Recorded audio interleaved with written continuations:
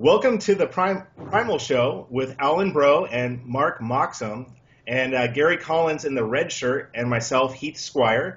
Today we are lucky to have these two fine gentlemen on our show. They record a podcast called the Low-carb Paleo Show. Is that correct?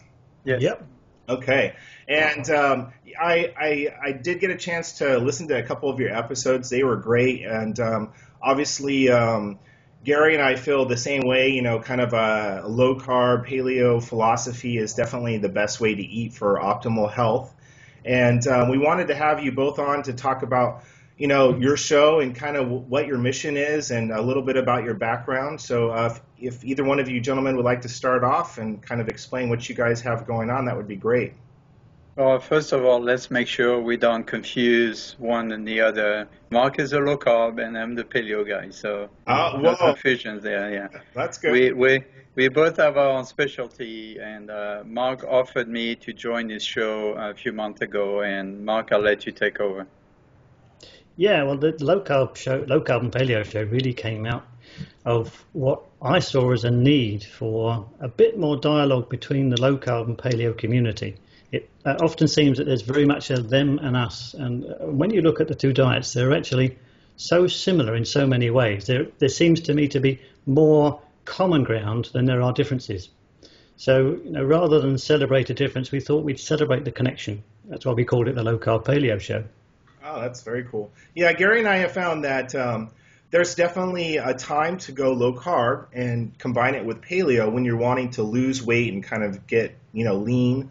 And then once you've lost the weight, we've been experimenting with carb loading at different times within the diet for optimal performance, either directly after a very intense workout or maybe before with we call them right carbs, kind of like a sweet potato or something like that, and then to go back onto a paleo kind of template that is low carb. So we're inserting carbs at the proper time when our body can uptake it and utilize it for optimal, results. You know, especially if you're running, we found, because, you know, myself, I lost about 35 pounds and I was able to keep it off.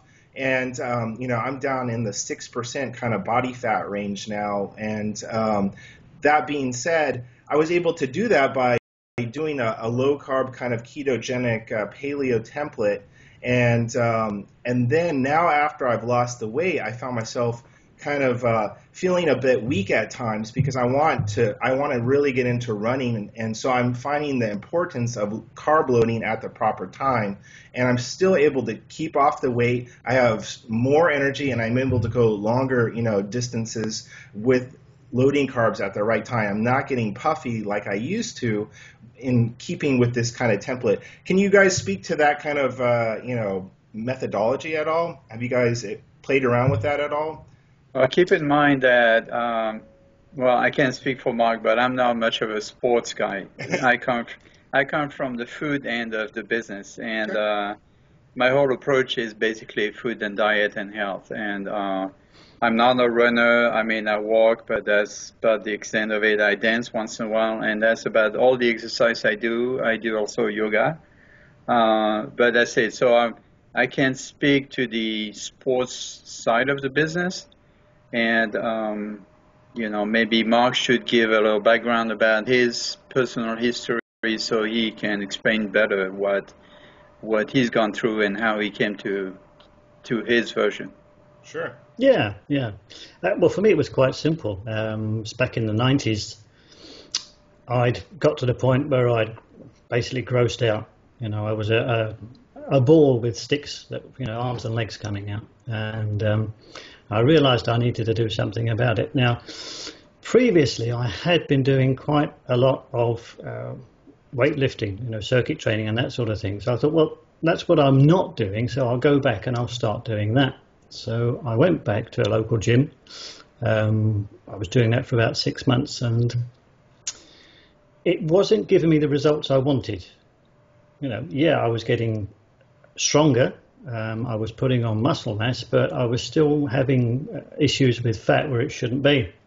So having known low carb for a long time, I thought, well, really, I should get on with what I've been telling other people they should get on with. So I started low carb, dived straight in, typical induction plan, and within a week, I suppose, I could feel the difference, and within 2 weeks I could start to see the difference. Now, it wasn't just the physical appearance that I noticed a great change, it was also in my performance in the gym. And fast forward probably a couple of months, circuits that had taken me maybe an hour and a quarter to do were taking me 25 minutes. Not only was I doing them faster, I was actually moving a lot more weight in the same set of exercises.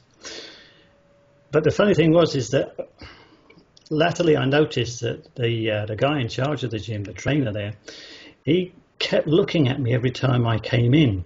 One day he must have built up the courage, and he came over to me and he said, "Mark," he said, "what's going on?"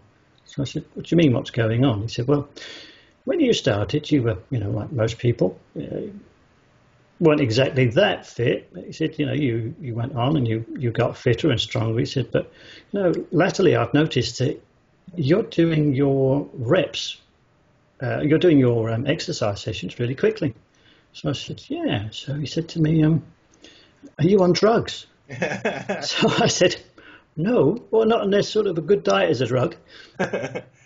Yeah, no, it is incredible how much weight you can lose, especially when you go low carb, and it's quick too. And I think there's a lot of people that have lost a lot of weight that are preaching, "Hey, I'm a weight loss guru out there," but they haven't done what it takes. They haven't lost that last 5 to 20 pounds. No. I have found, and for somebody to call themselves a weight loss guru or to write a book on weight loss, and they haven't gone all the way to their optimal weight, they don't truly know what it takes to get there. And it's really hard. The last 5 to 20 pounds are the hardest. And if you can't speak to that and you haven't done it yourself, how dare you call yourself a weight loss guru?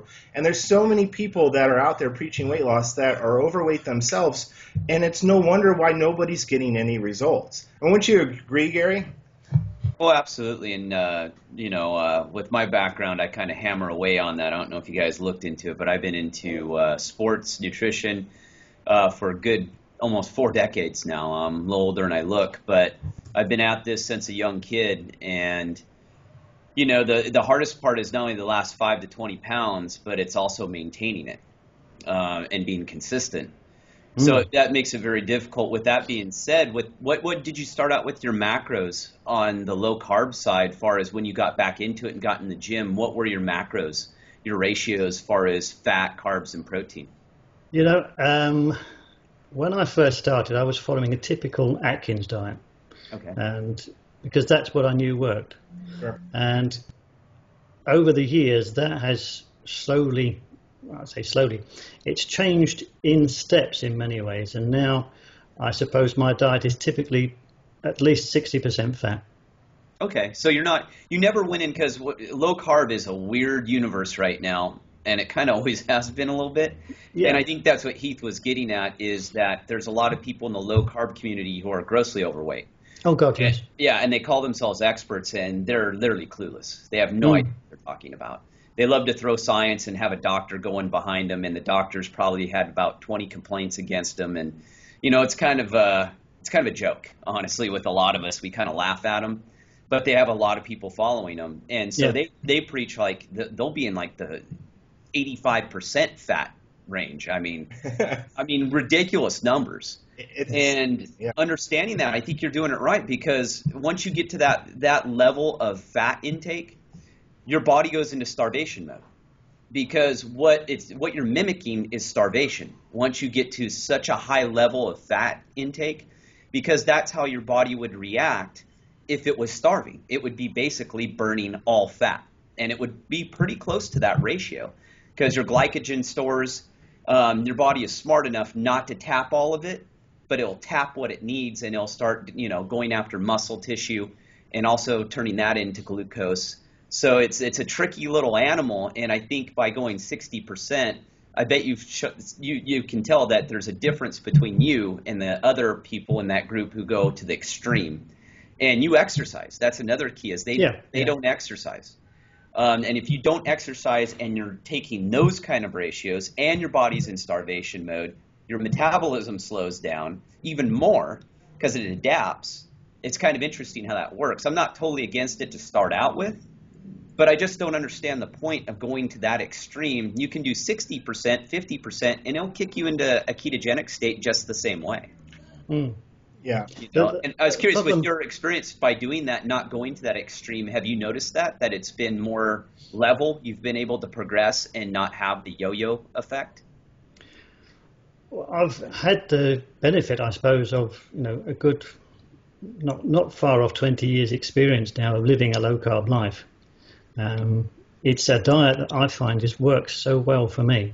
Yep. And the great thing about it is once you start to understand how different types of foods work in your body, not just everybody's, but your own body, then you can tailor your diet to your exact needs. So, today I was doing some yard work, for instance. When I came in, I had some nice French sausage, which, as you know, is quite fatty, because that's what my body told me it needed. No. Are you calling me fatty? I would never call you a fat sausage. Oh yeah. Hey, Alain, you completely fessed up to not working out, so you're off the hook. So. Right. No. I'm approaching the whole paleo thing more from my background, which is as a French chef. I approach it from the food angle, and as a food and health nutritionist, which I have private clientele and do consulting. My specialty is to work with people with food allergies, an assortment of food allergies. So I came into paleo through that because I discovered through working with people with gluten allergies or other form of allergies that of all the diets, I became personally gluten-free after discovering I was allergic and I get rashes when I eat gluten, which is kind of weird for a Frenchman, but the wheat in America is different than the wheat in France. You're right. That's a whole other discussion. So I came through first by being gluten-free, and I wrote a book about it. And then one of my coworkers at the time told me, you might as well just go to the paleo end of it and eliminate all the grains. And so I looked into it. I read all the books about it. I studied it, and it made sense to me. So I figured, why not? So I started eating paleo. I'm not a very strict paleo in a sense. I'm doing more like 80-20. So I do eat 80% paleo, and then the rest I do throw in some carbs in there because I feel my body needs it. Even though I sit on my desk pretty much all day long, and I'm now a consultant, a writer, and I do different things, but most of them are done at my desk since I retired, basically. So I have to control the amount of carbs, but that said, I found that if I tried to eliminate too much carbs, I was getting weak. Sure. Yep. And my brain was starting to, no comments from Mark. And Mark actually suggested, he said, maybe you need to put back some carbs because you need to support your blood sugar levels, and you need to, keep your brain function. If you go too strict on and eat too much protein and not enough carbohydrates, then that might not be good for you. So I rebalanced my diet recently to have a little bit of carbs in there. Paleo accepted carbs, like you say, roots, vegetables, and such. But once I discovered the paleo diet, I got so excited that I decided to write a book about it, the Paleo French Cuisine, Awesome. which of course is the French angle on paleo, and also proves, which is something that I've always emphasized over the years, is that being on the diet, whether it's a gluten-free or paleo diet, doesn't have to be tasteless, boring, and repetitive. It can be very creative. It can be very tasty to eat, and you have tons of choices. A lot of people come to me and say, "Oh my God, I'm going on paleo, but I don't know what to eat." It's really not that difficult. Yeah, But you're preaching to the choir. I mean, as we're the largest paleo food manufacturer in the world right now, we ship products worldwide, and right. I, transitioning from a gluten-free diet such as yourself, and then actually I went to more Atkins kind of no carb for a little while, and developed a bread made completely out of fiber, and then I found paleo. I was like, man, I want more options. I'm like, I have this incredible group of ingredients I can make food from that are all paleo compliant. And I was like, this is going to enable people to have so many options. Most recently, we just launched a coconut flake cereal made out of 3 ingredients. And it's crunchy. It tastes like Raisin Bran, except with a coconut taste to it. And it's like people are freaking out. And you know what? We're trying to help people stay on track. And a book such as you've written, is probably so helpful to so many people, kind of opening their eyes to all the different foods they can eat, because it's really unlimited. It's just after you identify what you can and can't have, it becomes much easier. I mean, if I had a choice between bacon and bread, I'd take bacon, or avocado, I mean, God, it's like, or like a lean grass-fed filet. I mean, I would take that any day. And it's like, there's so many things we can eat, and I think shows like you have and like we have. I mean, we want to preach to everybody, like, you do not have to be limited in the things you can consume.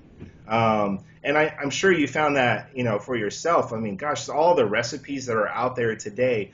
I think something that Gary and I have found through looking at all the different blogs, and we wanted to ask you guys about, was there's so many sites out there that are paleo, but the overabundance of sugar through the recipes is ridiculous. And you got to wonder, it's like blood sugar no longer applies because you're paleo, or all of a sudden you can consume as many calories as you want, and you're not going to gain weight. And we found it really misleading by a lot of the people in the community that, hey, you don't have to count your calories, which is true to an extent, but if you consume more calories than your metabolism's burning, you're going to add the weight on. It's going to be stored as fat. I mean, period. I believe very strongly in balance in everything. So balance your diet, keeping in mind the concept of paleo, the guidelines.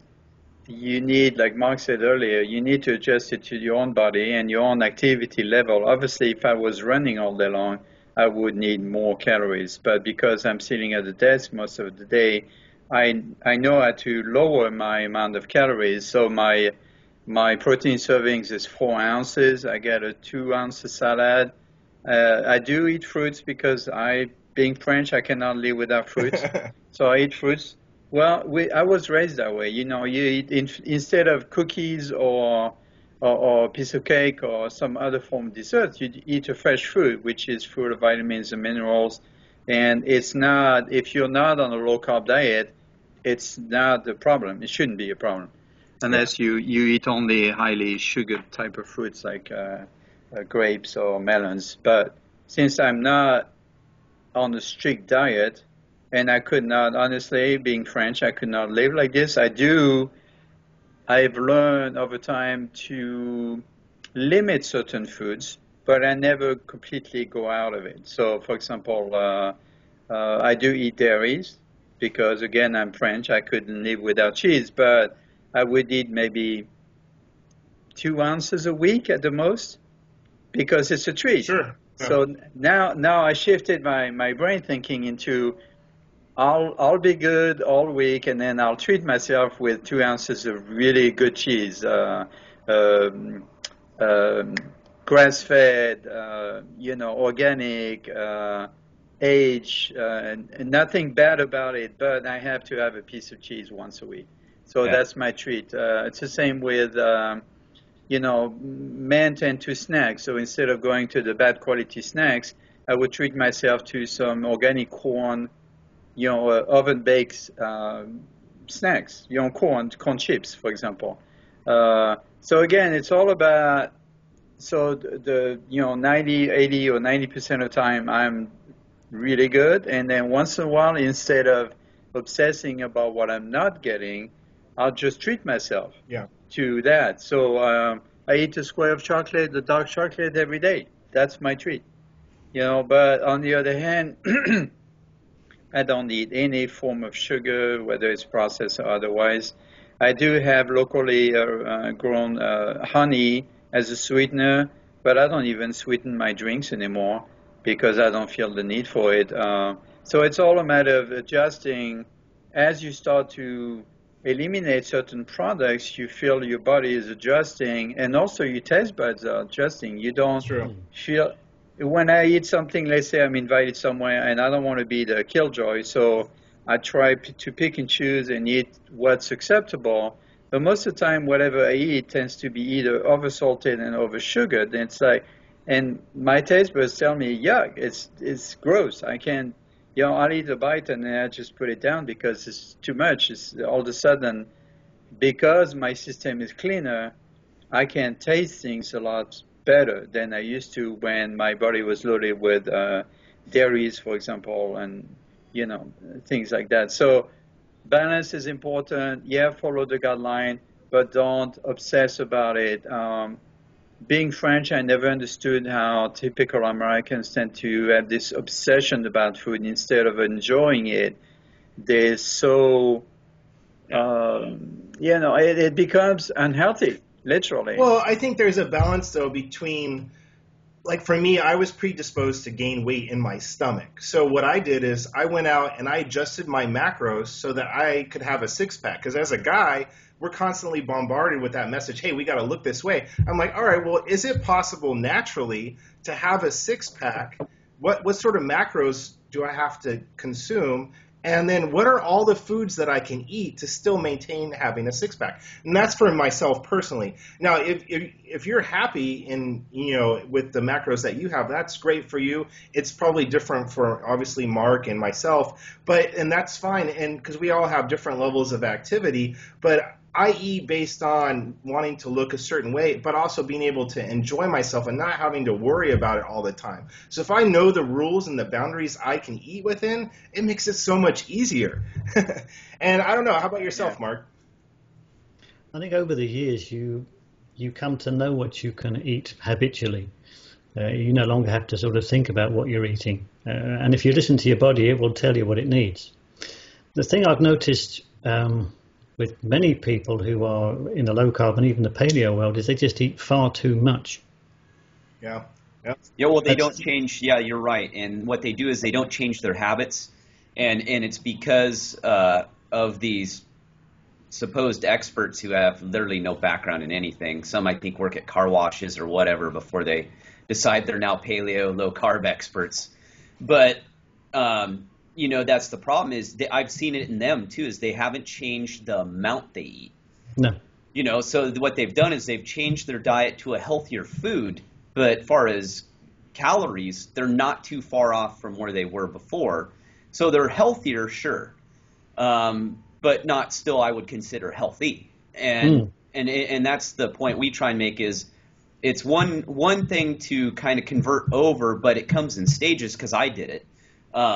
I actually replaced all of my refined sugar. Was the first step I did probably a decade ago, was I got rid of all my refined sugar and I used natural sugar, thinking, hey, yeah, now I'm healthier. No, because what I'd done is just replaced one sugar with another one.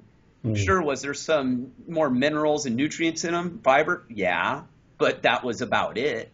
My body still treated it as sugar, and then come to find out I was using a lot of honey. Well, I'm allergic to bees and I'm allergic to honey. Go figure there. And I love honey. I've eaten honey my entire life. As a kid, I loved it. And I mean, instant reaction. And it's the same with dairy. I mean, I love dairy, but I can't have it.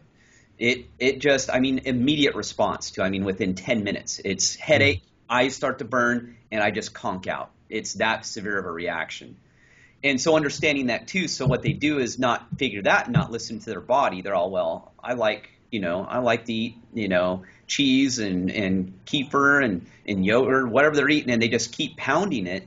And I think that's comes with experience, right, Mark, is you learn what affects you. Yeah. Instead of just forcing yourself into what you think is right and exchanging one food for another one that isn't necessarily healthy, and then not understanding how your body's reacting. And that's why paleo is so strict. is it's an elimination diet. And then you got these yahoos who say grains and mainly legumes and dairy. There's a guy, Chris Kresser, who says, oh, you can went on national TV in the U.S. on Dr. Oz and said, oh, yeah, you can eat dairy 3 times a week. And we're like, what? That's not paleo. And not just dairy, but also beans. He had a plate of beans on Dr. Oz, but we just about fell off of our chair. And what, 70% of Americans are lactose intolerant? And and even saying, well, if you eat raw, organic grass-fed dairy, I'm all no. That if you're lactose intolerant, you're lactose intolerant. It does not matter. You can eat the healthiest dairy in the world, you're still going to have a reaction. Right, and we're definitely fans of being able to consume moderate amount of cheese if it's not triggering some sort of histamine response or giving you stomach issues, but call it primal, and if you are going to consume it, make sure it's organic and from a grass-fed cow.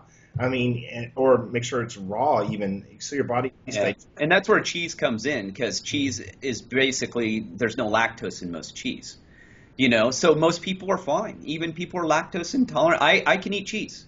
As long as it's grass-fed, raw. But don't call it paleo. Yeah, but don't call it paleo. I'm a primal guy. That's why my company's called Primal Power Method. Because I live a different. Is paleo part of what I teach? Absolutely.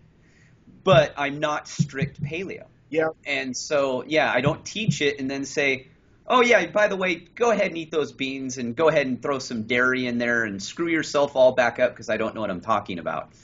And that's the problem we have, is it's a disservice, and also for Alain is French. Right. Well, he's going to have different tolerances because the French have historically eaten a lot of cheese, a lot of fruit. So he's going to have different digestive enzymes in the way they react and the foods react in his body than someone else, especially someone who's been in America or even in the UK. Totally different, and these guys completely ignore those facts.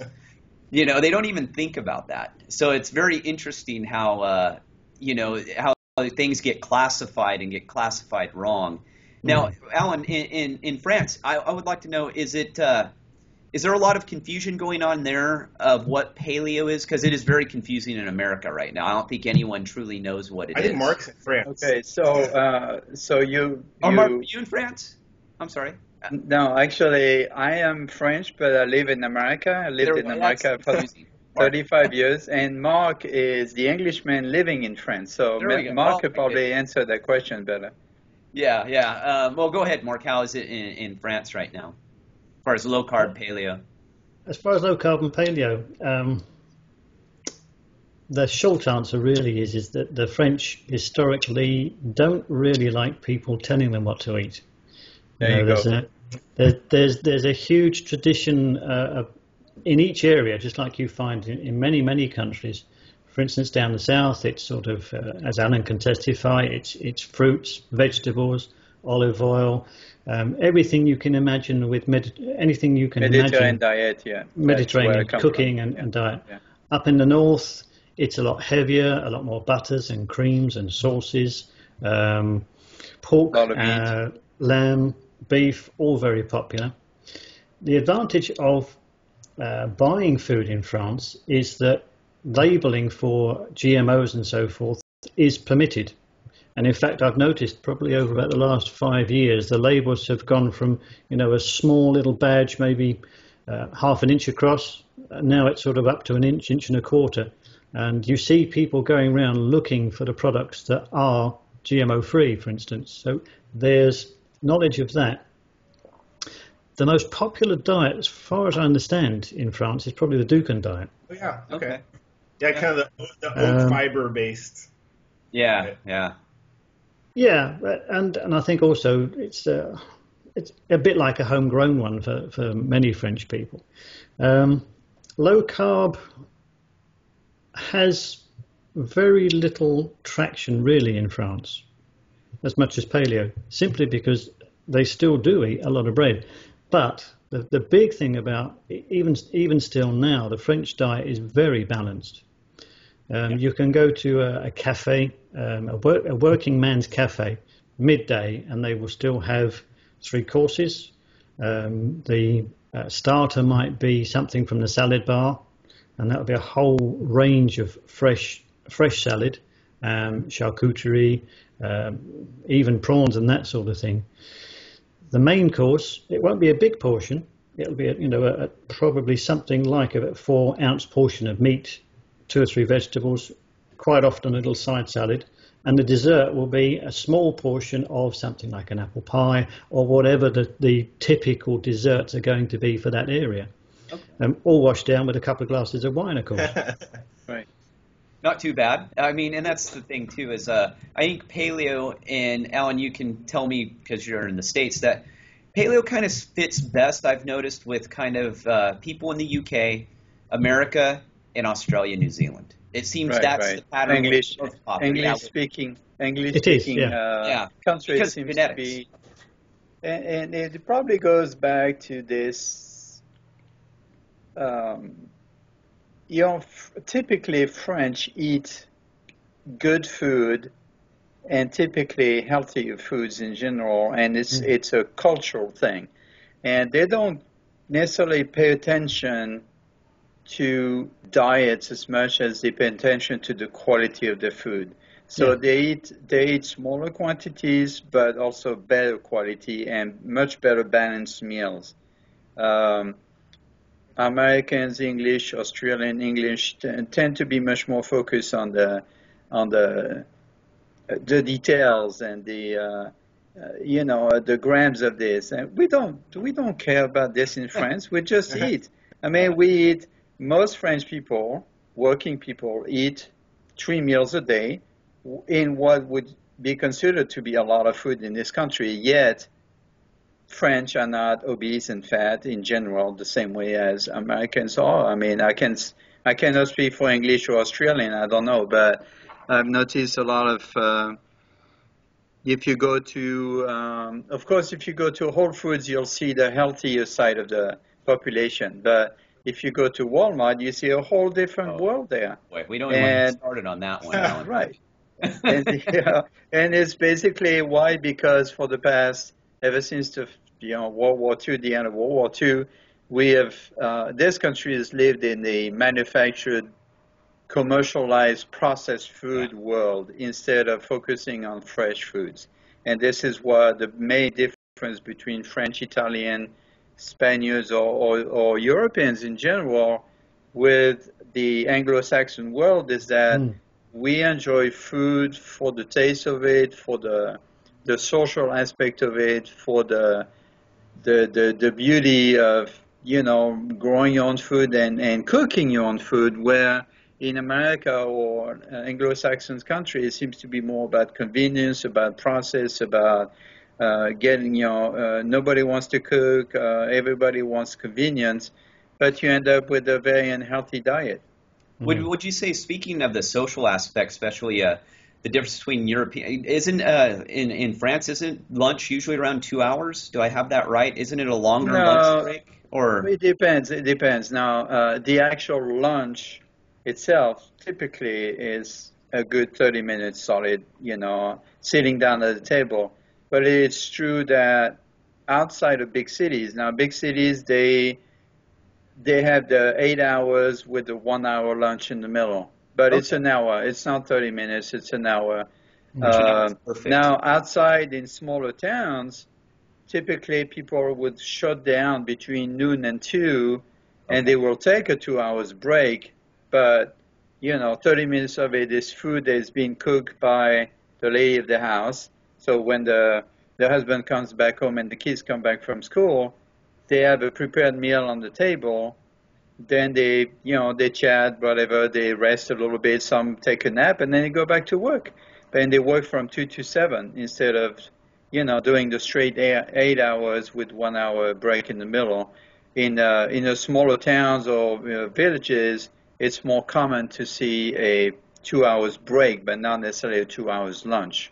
Okay, you understand? Though, but socially, food is considered a social event still in Europe. Absolutely, it is, and it should be. It should be. We're about get it in your mouth, fast as you possibly can.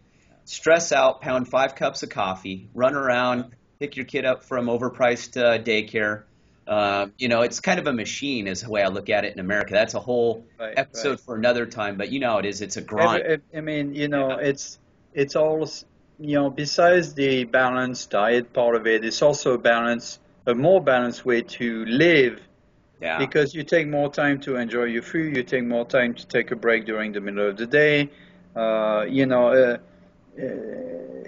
It seems now, Paris is a whole different ballgame, and as well as most big cities. But it seems that in France, they have a better appreciation for life and how life should be lived instead of being constantly rushed and stressed out and busy all the time.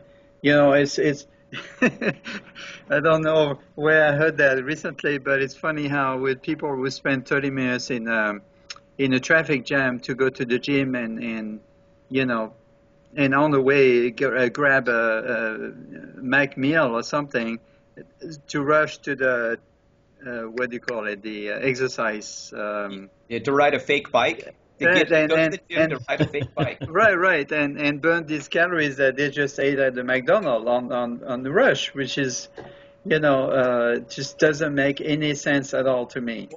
I don't exercise, but I'm healthier than people half my age. Yeah. I go to the doctor once a year for checkup. I haven't seen the doctor for any illness per se for 20 years or so. Well, I wouldn't say you don't exercise. You still move. You go out and you walk. I move. I'm sure. I move. Yeah, but not in the way like some people do. So that's a discrepancy I see. You see people that eat very badly, and in order to burn it, they go to the gym or they run or they do all sorts of exercise to try to burn it. My position is, why don't you start from the beginning? Start with your diet, eat healthy, and you don't have to waste all that time and energy and money to pay doctors, gyms, and buy the, whatever equipment, it's just crazy. It doesn't make any sense. I mean, I totally agree with what you're saying. It's like people are working out so they can eat poorly. It's horrible. It's actually it's incredible that they do this. But I was actually curious, in France, are there a lot of things really bombarded with corn and soy? Because one thing I see here is like everything's laced with corn and soy, and you have the GMO factor or the pesticides and the overabundance of xenoestrogens, which are causing people to get puffy in nature because it's mimicking estrogen in the body. I'm wondering if you see a lot of that in France. In France, until about a few years ago, corn and soybean was considered to be cattle food, not people. That's great. Well, it's not even cattle food, to be honest with you. So that's a whole other topic yet again. No, it's true. I mean, nobody ate corn in France. Corn was for the animals, not for the I think humans. that might be a huge reason why there's such a difference. I mean, in the diet, because everything is laced with soybean oil. I mean, here in the United States, it's disgusting. So. Well, is it because of different political influence, would you guys say? Don't forget that all of these monocrops also heavily subsidized by the government. Absolutely. And also genetically engineered. So you take the whole picture, and it's not a pretty picture. On the other hand, France tends to support farmers, smaller farmers, and more local farmers. Mark, you want to put your 2 cents? Yeah. And there's a couple of points that we need to cover there. The first thing is in Europe, and particularly in France, although there are a lot of foods that do have corn and to a certain extent soy in, people are much more aware about what they do to their bodies. They're also, as I said earlier, they're very much aware of the GMO issues, and they search out the products that don't have GMO in. Even things like eggs, it'll say on the packet, these chickens weren't fed with GMO crops, for instance. Oh. They are also becoming a lot. No, that's not strictly true. There's a tradition in France of buying things from the farm, from the market, and people still hold on to that. Most towns and the large villages have a weekly market, and they're very well attended, and people will delay buying things so they can buy them fresh from the market. And you do have, the farmer coming in, setting up his stall and selling the stuff that he has grown. Even to the point as, one of the local markets, for instance, you go right the way down the end of the market, and there is a lady there who sells live chickens for people to raise themselves at home. Wow. Little chicks, dead cute, There's that type of interest in food in France and in many parts of Europe as well. The other thing is that people talk about food a lot differently in Europe. Not in England, but very much in Europe. Even the guys, when they're standing in the bar, they'll be talking about what the wife is going to cook them or is cooking them while they're in the bar. And they're saying she'll do this and she'll do this, and then she puts it there and she lets it rest. They know exactly how the food's cooked. Awesome. And it's almost a matter of pride that they do know what their wife is doing, and that their wife is doing it better than anybody else. Yeah, right. well, if we talked about that in the U.S., as Alain can probably know, gosh, there would be a whole movement and marching in the streets of, gosh. Right. You know what I mean? I think the traditional role thing is pretty much, it's tough. It's taboo here anymore. So that I would like to see analysis on that too, of how that has changed our eating habits. As there's no really I wouldn't even say that. I don't want to get into a sensitive issue, but I don't even think anyone cooks anymore. It's not the husband or wife. I don't think either one cooks. So that's the main problem is there's no one at home preparing the food anymore.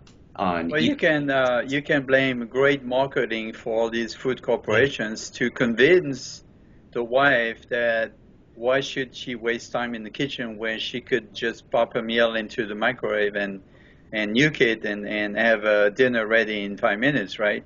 I mean, that's basically what it comes down to is people have been brainwashed for the past 30, 40, 50 years into convenience. You lead a happier life when you live it outside the kitchen. I'd like to make a point about markets, also farmers market, compared to the typical farmers market in America, which tends to be more of an upper class or middle upper class crowd because they can afford it compared to the rest of the 90% of us. In France, a farmer's market is because it's been going on for centuries, is accessible to everyone, no matter what your budget is. Awesome. And it's not an elitist kind of thing. It's just that's the way it's done. And so there's not that sort of feeling of, well, only the people with money can afford to go to the farmer's market, not in France. Huh. Yeah, well, I talk about that actually in my book. I've traveled around the world and eaten in many different places. And when it was an eye-opener to me, I worked for the U.S. State Department. And seeing how the markets worked and how other cultures ate and how they treated food, it was night and day. I mean, it wasn't even close. And we were always warned when we went somewhere. We had actual people back in our main center in Washington, D.C., tabulating how many of us would get sick from eating in a certain country. If we went to like the continent of Africa, anywhere in there except for maybe South Africa, depending, they would guess that 25 to 50% of us would be out of work for 1 to 2 weeks. It was kind of amazing to see that. And you would. I mean, I got sick overseas, but it was just because of the different microbes. I just wasn't used to it, and I was not healthy either. But to see that and the quality of food, I mean, I loved eating overseas. I mean, I couldn't stop myself except for in a few places where you don't want to because you may die. I wasn't in some of the best places, but the food was fantastic. I mean, to me, seeing the culture in every place I went that was not Americanized, everyone had a market. Every day there was a market. Yeah. You could buy anything you wanted from gold, silver to the local fruits, vegetables. You buy live chickens, you name it. It was there. Live goats, anything. Right. Awesome. Yeah. I was a few years ago. I was invited to spend a month in Ukraine to teach them French pastries, and it wasn't foreign to me because I'm used to the French markets, but it was interesting how you go to the farmer's market and there would be this little old lady sitting on the crate, and having just a little basket of things that she picked up for her garden the same morning, and it was freshly picked. That's all she had, and when she was done, she was done. And everybody knew that. That's how it works. It's not trying to estimate how many people are going to buy and try to, meet the demand. Over there is what is there, and once it's gone, it's gone. And that's the way of life. So it's like I said, in most countries around the world, but maybe those countries we mentioned earlier, food is not something to obsess about. It's something that helps you live and enjoy life and be happy. Once you eat if you eat a fresh peach out of the tree that is still warm, there's no better pleasure in life than that. Right? Well, and that's the thing too, is when you're talking about farmers markets, or the markets that are in Europe, when you go there, the relationship is still there with the person who produces the food. Yeah. That you have to look them in the eye, and you're going to have to look them in the eye the next day, the day after, the day after. So for them to sell you something substandard or something that's going to make you sick is unheard of. I mean, they're not going to please their customer. But when Trust you have me, a manufacturing company that all they care about is, pleasing their shareholders and, making as much profit as possible, there is no relationship anymore. And that's a bigger aspect, and I think that is one of the big problems in America, is the mass industrialization of food. And now it's not a personal relationship with food anymore. Now it's completely impersonal. I mean, kids don't even know where strawberries come from anymore. They did a poll, and they thought they came from the grocery store. They didn't know it was a plant that grew on the ground. Right. They had no clue. When I used to teach culinary, I would take my students out to farms, and grown adults were surprised to see where the food was coming from. There was actually live chicken popping out real eggs. I mean, like you made this coming out of the back end of the chicken. Ooh, gross, Yeah, exactly. Right? When I was a kid, I grew up in a very small farm, and we had chicken and we had rabbits, and we grew on food. So I was tasked to go pick up the eggs every morning for breakfast. Of course, I didn't have any problem with, I knew the source of my food, but you're right, in this country, people have lost that connection between the food they eat every day and where it's coming from, the source, who is working on growing your food, and that connection you have not only with the food, but with the people that create the food. In France, if a producer is not offering quality, trust me, they will not stay in business for very long. Yeah, exactly right. Well, word of mouth is extremely powerful in France. People will the health talk. industry in France, as far as is the health industry obviously much smaller in comparison to the U.S.?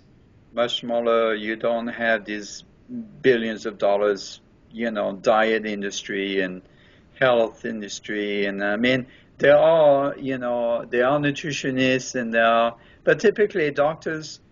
It's actually by law. It's kind of weird, but that's the way it is. By law, if you're not an MD, you're not allowed to give nutritional advice. Oh, wow. You could go to jail in France. That's crazy. Well, we want to thank you guys for coming on the show. We want to give out your web address. It's give us your web address for your show and the name of your book again, Alain. Mark, you want to start? Yeah, it's lowcarbpaleoshow.com. Perfect. That'll take you straight through to the Facebook page. There's also Low Carb Mag as well, don't forget. That's lowcarbmag.com. Awesome. Yeah. And Alain, is your book on Amazon? My website is alainbraux.com, so my name, alainbraux.com, and you'll find all my books. I have 5 books, actually. I have a Mediterranean cookbook, I have a paleo, I have a gluten-free, I have Eating on the Budget, and the most recent one is GMO 101, which is anti-GMO. Excellent. And we'll go ahead and provide links in the description area. Make sure everybody to hit the subscribe button so you can stay up to date with the Primal Show, and you can get emailed on all of our new shows that are coming out. I think next Next up, we have John Durant from the Paleo Manifesto coming up next. So thank you guys both for coming on. And I guess, Mark, get some sleep. I think it's pretty late over there. So It's not too bad. It's coming up to 7 o'clock. I'm not quite in my pajamas. Oh, that's not too bad. All right, we'll talk to you gentlemen soon. Thank you so much. Yeah.